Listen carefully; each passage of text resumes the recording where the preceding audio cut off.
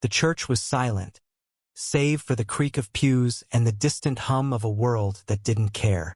Ezra, barely 18, sat alone on the cold wooden bench, his backpack clutched like a lifeline, his heart a shattered mosaic of fear and rejection. His parents' words still burned. "You're no son of ours." Cast out from his rural Virginia home for being gay, Ezra had nowhere to go. The church, a place he'd once found solace in, was now just a hollow shelter for the night. He'd been left here, abandoned like a forgotten hymn, with nothing but a note pinned to his jacket. "Pray for him." Morning light spilled through stained glass, painting the floor in colors Ezra couldn't feel. He was shivering, not from the cold but from the weight of being unwanted. His hazel eyes, usually bright with quiet defiance, were dull, staring at the cross above the altar. What God, he wondered, would let love be a sin? Then the door creaked open. Margaret Hensley, a 45-year-old librarian with auburn hair streaked with gray, stepped inside. She wasn't a regular at St. Paul's, but she'd come to drop off donated books for the church's community drive. Her eyes, sharp yet kind, landed on Ezra, curled into himself like a wounded animal. "You all right, kid?" Her voice was soft but steady, like a hand reaching through fog. Ezra didn't answer, his throat too tight to form words. Margaret hesitated, then sat beside him, her coat brushing against his tattered jacket. She didn't push, didn't pry, just waited, her presence a quiet anchor in his storm. Minutes passed, or maybe hours. Time felt irrelevant. Finally, Ezra whispered, "They left me here, my parents, because I'm gay." His voice cracked, raw with shame and defiance. Margaret's breath caught, not from judgment but from the ache of hearing a wound so fresh. She reached into her bag, pulling out a thermos of coffee and a spare scarf. "Here," she said, wrapping the scarf around his shoulders. "You're not alone anymore." Ezra looked at her, searching for pity or pretense, but found only sincerity. For the first time in days, he felt a flicker of warmth, not from the scarf, but from her words. Margaret didn't have children. Her marriage had ended a decade ago, leaving her with a quiet house in Richmond and a heart full of unspent love. She'd always believed family wasn't just blood. It was choice, forged in moments of courage. Looking at Ezra, she saw a boy who needed someone to choose him. "Come with me," she said, standing. "I've got a spare room, and I make a mean pancake stack." Ezra blinked, caught off guard. "Why would you? I'm a stranger." Margaret smiled, her eyes crinkling. "You're not a stranger. You're Ezra, and I'm Margaret. That's a start." He followed her, hesitant, into the crisp morning air. Her car, an old blue sedan, smelled of books and lavender. As they drove through Richmond's tree-lined streets, Ezra stared out the window, the city a blur of possibility and fear.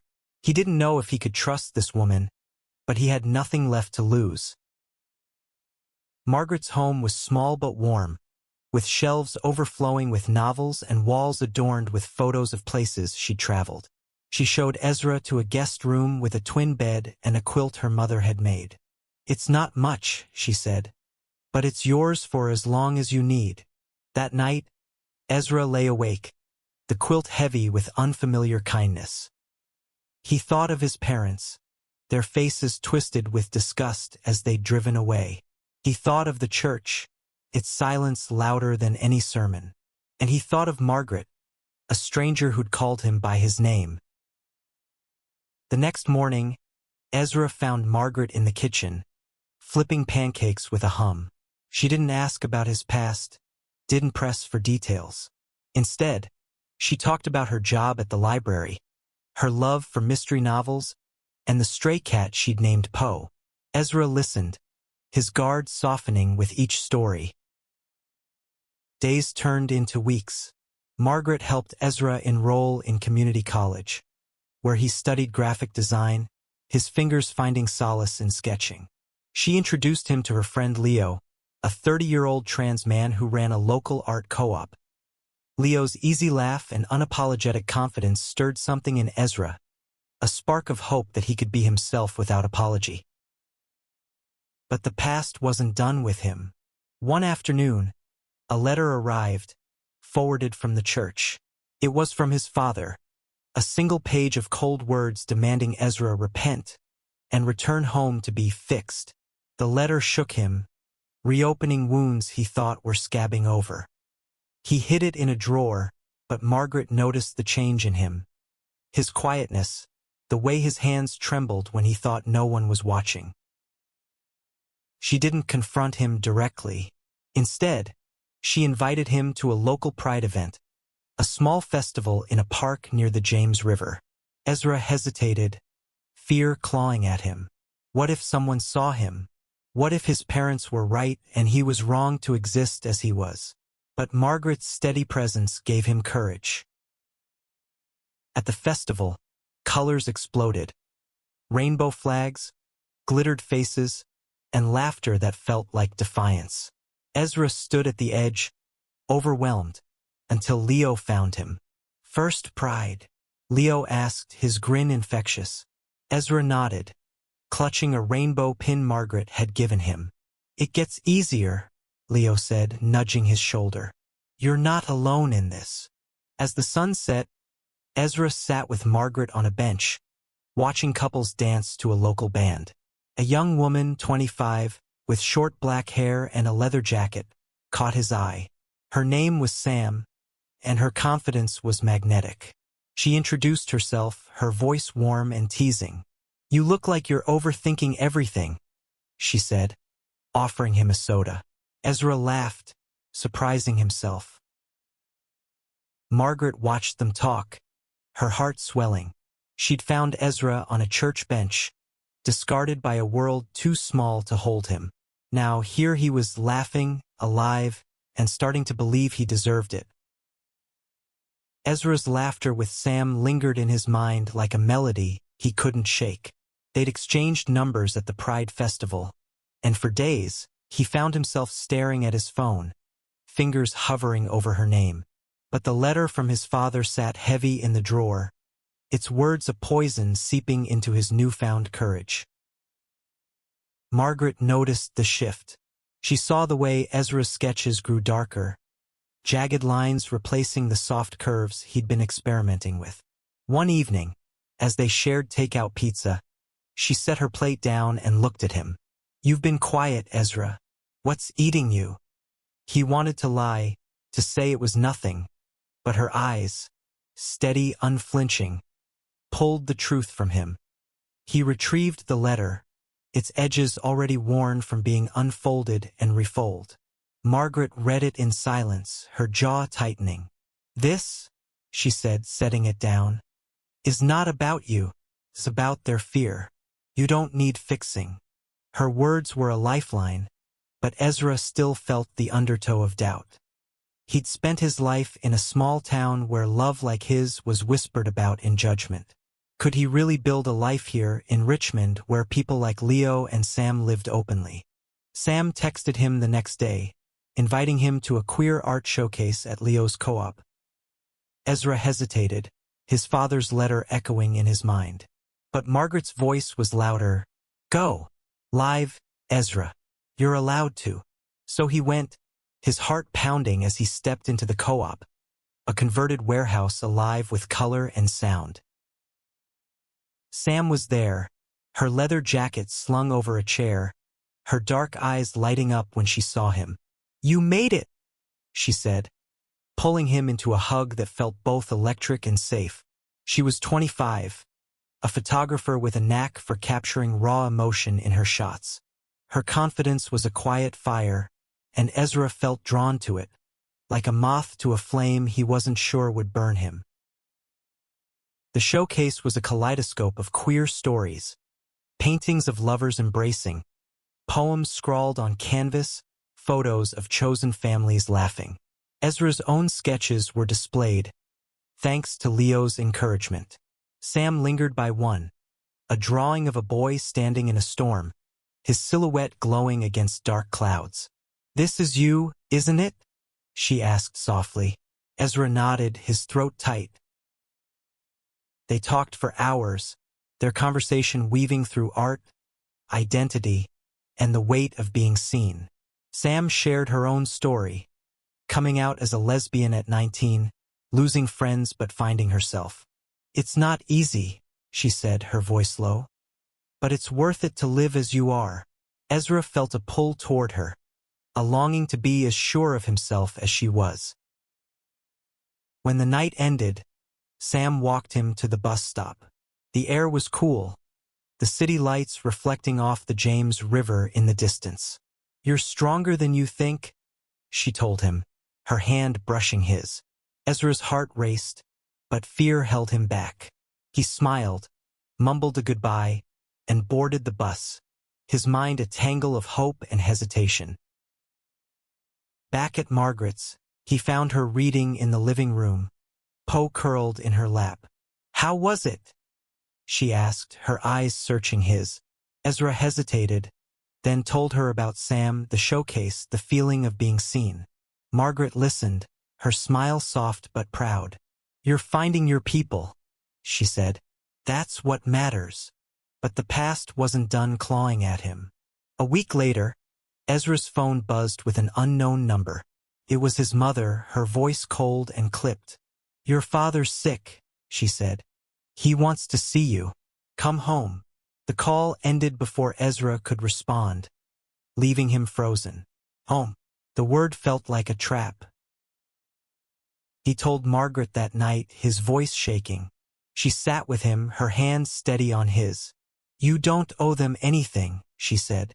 "But if you go as you are. Not as what they want you to be." Her words were firm, but her eyes were soft, and Ezra felt a surge of gratitude. She wasn't just a stranger who'd taken him in. She was family, choosing him every day.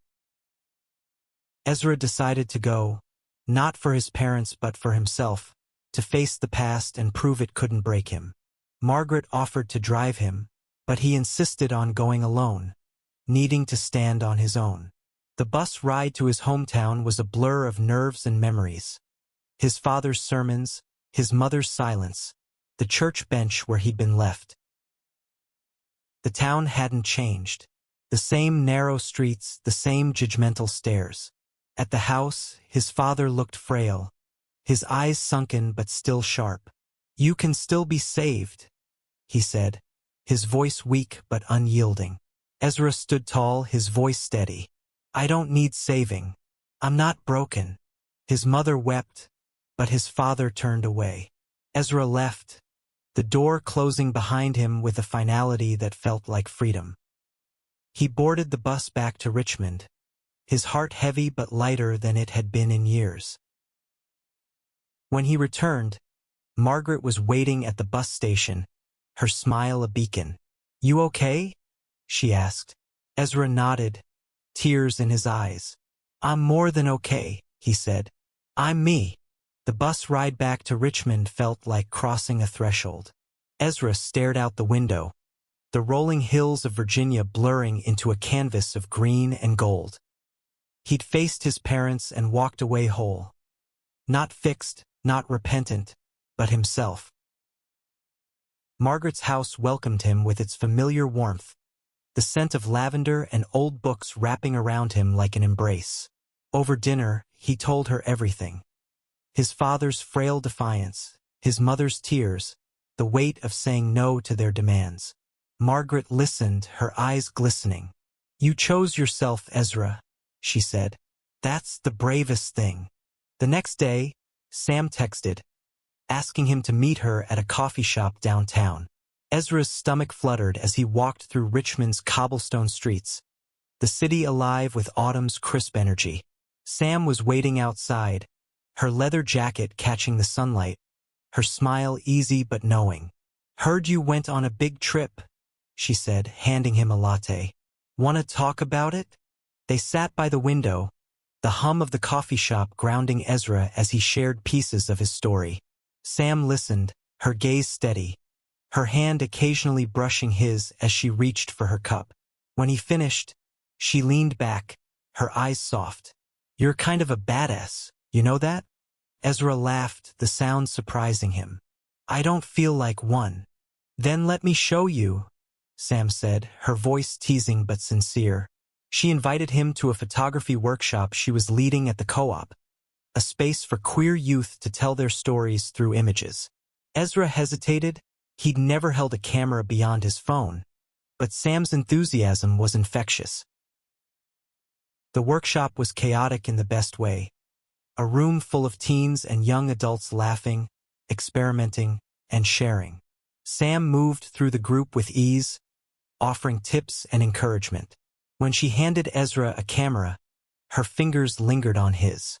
"Capture something real," she said. "Something that feels like you." Ezra wandered the co-op, snapping photos of small moments. A trans teen adjusting their binder, two girls holding hands, Leo laughing with a paintbrush in his hair. Through the lens, he saw a world that didn't just tolerate him but celebrated him. His chest ached with a mix of joy and disbelief. Sam found him later looking over his shots. "These are good," she said, her voice warm. "You've got an eye for truth." Ezra blushed and used to praise. They sat together, editing photos, their shoulders brushing. When Sam's hand found his, Ezra didn't pull away. Her touch was steady, grounding, and for the first time, he let himself lean into it. That night, he showed Margaret the photos. She lingered on one, a candid of Sam laughing, her eyes bright with mischief. "She's special," Margaret said, her tone knowing. Ezra nodded, his heart racing. "Yeah, she is."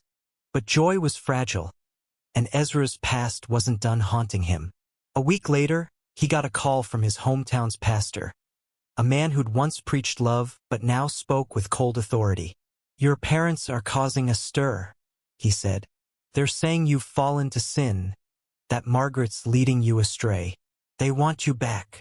Ezra's stomach dropped. He hung up, his hands shaking. Margaret found him on the couch, staring at the floor. "What happened?" she asked, sitting beside him. He told her, his voice low, the fear creeping back. What if his parents came for him? What if they hurt Margaret for helping him? "They can't touch you," Margaret said fiercely. "You're 18. You're free. And you're my family now." Her words were a shield, but Ezra still felt exposed. He didn't want to lose this life. The co-op, Sam, Margaret's quiet strength. Sam came over the next day, sensing his unease. They walked along the James River, the water glinting under the afternoon sun. "You're not alone in this," Sam said, her voice firm.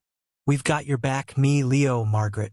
You're not fighting this by yourself." Ezra looked at her, her dark hair catching the breeze, her eyes fierce with loyalty. He wanted to tell her how much she meant to him, how her presence made him feel seen in a way he'd never known. But the words caught in his throat. Instead, he squeezed her hand, and she squeezed back, her smile saying everything he couldn't. That evening, Margaret suggested they host a small gathering at the house, a way to remind Ezra he had a community. Leo brought his partner, a non-binary artist named Riley, who filled the room with stories of their own journey. Sam brought her camera, snapping photos of Ezra laughing, Margaret cooking, Poe darting between feet. As the night wound down, Ezra stood on the porch with Sam, the air cool and quiet. "I'm scared," he admitted, his voice barely above a whisper. "What if they come for me?" Sam turned to him, her eyes steady. "Then we fight. Together." She leaned in, her lips brushing his cheek, a promise wrapped in warmth.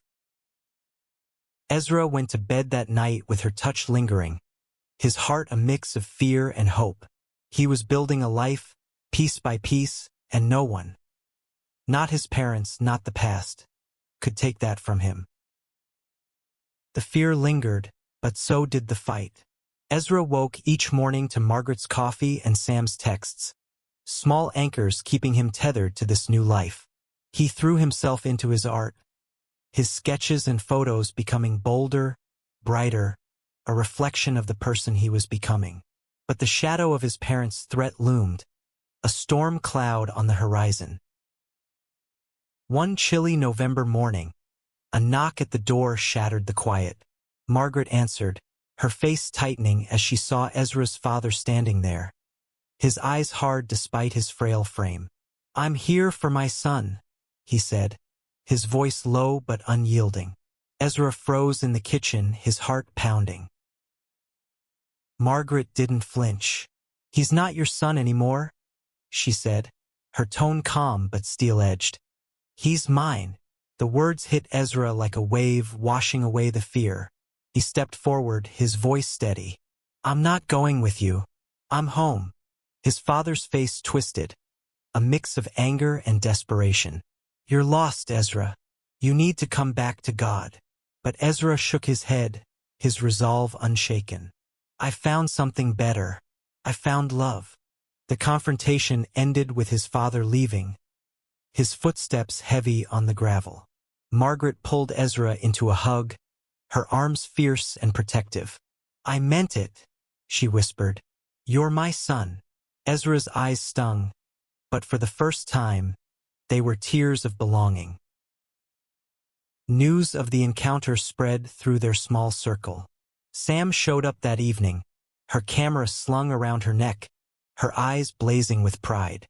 "You stood up to him," she said, pulling Ezra into a hug. "That's my guy." The words sent a thrill through him, and when she kissed him, soft, tentative, but real, he kissed her back, his heart soaring. Their relationship grew in quiet moments. Late-night talks at the co-op, walks along the river, stolen kisses under streetlights. Sam's confidence balanced Ezra's caution, her laughter easing his doubts. But the past wasn't done testing him. A week later, a local newspaper ran a story about Ezra's parents, painting them as victims of a wayward son, corrupted by the city. The article was small, buried in the community section, but it felt like a violation.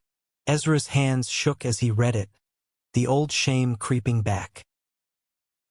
Margaret was furious, but she channeled it into action.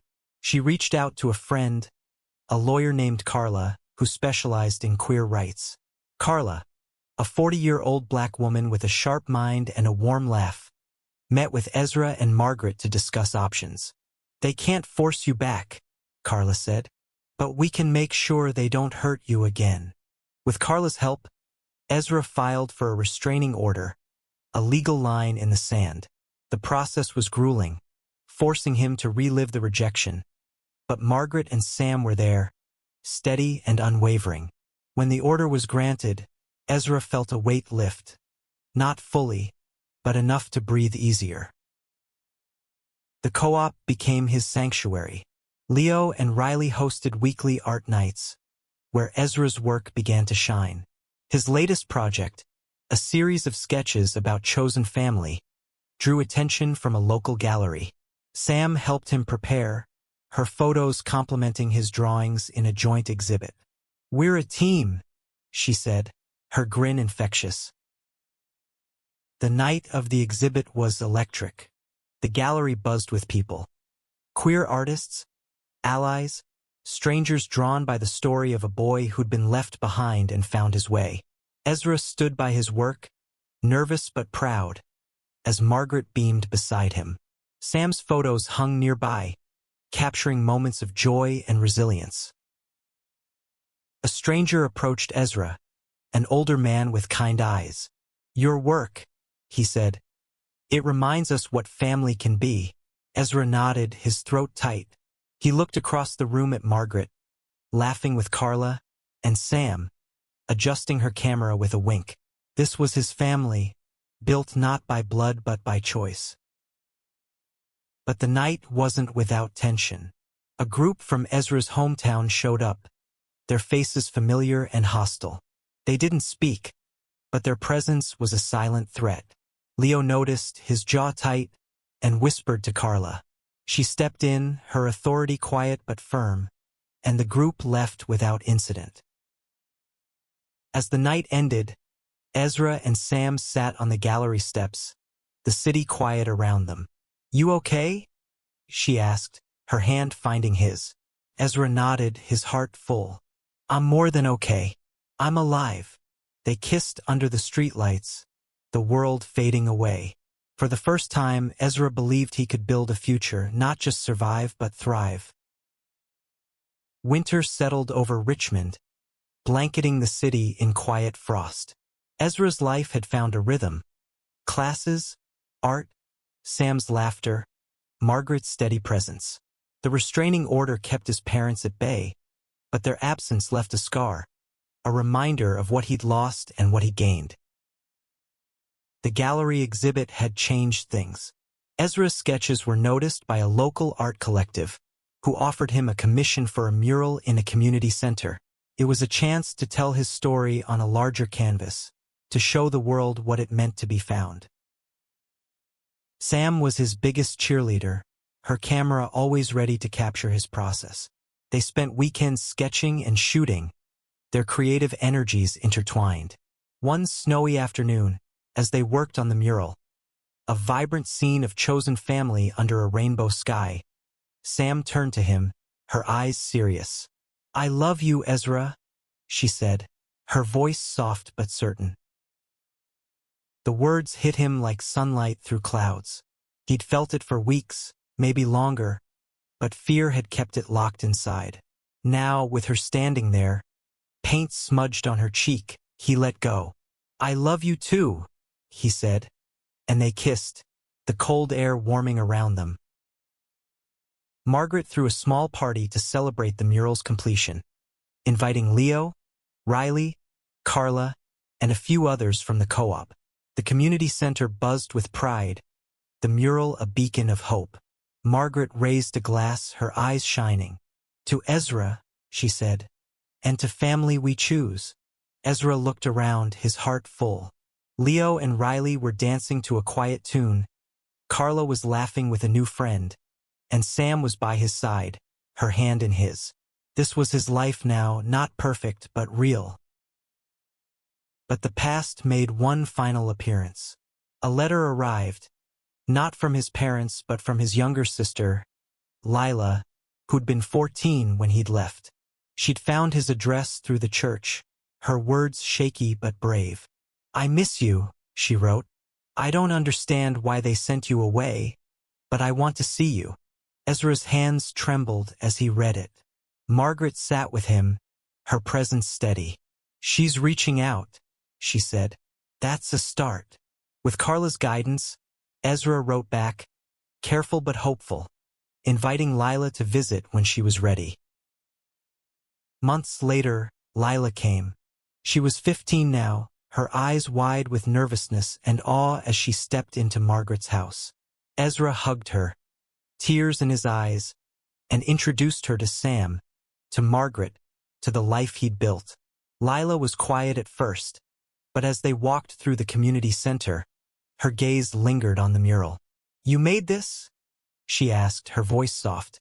Ezra nodded, and she smiled, a small bridge between past and present. The visit wasn't perfect. Lila carried her parents' shadows, their beliefs still tangled in her thoughts. But she listened, asked questions, and when she left, she hugged Ezra tightly. "I'm proud of you," she whispered. "It was enough." Spring arrived, and with it a sense of renewal. Ezra and Sam moved into a small apartment, a step toward building their own life together. Margaret helped them pack, her eyes misty but proud. "You'll always have a home with me," she said, handing Ezra the quilt from his first night. The mural became a local landmark, drawing visitors who saw their own stories in its colors. Ezra kept creating, his art a testament to resilience. He and Sam planned a trip to New York for a queer art festival, their dreams growing bolder. One evening, as they sat on their tiny balcony, Sam leaned against him, her camera resting on the railing. "We're gonna be okay, aren't we?" she asked, her voice soft. Ezra smiled, his heart steady. Yeah, he said. We're gonna be more than okay. Margaret visited often, her laughter filling their apartment. She'd started volunteering at a shelter for queer youth, her home open to anyone who needed it. Ezra watched her, his gratitude endless.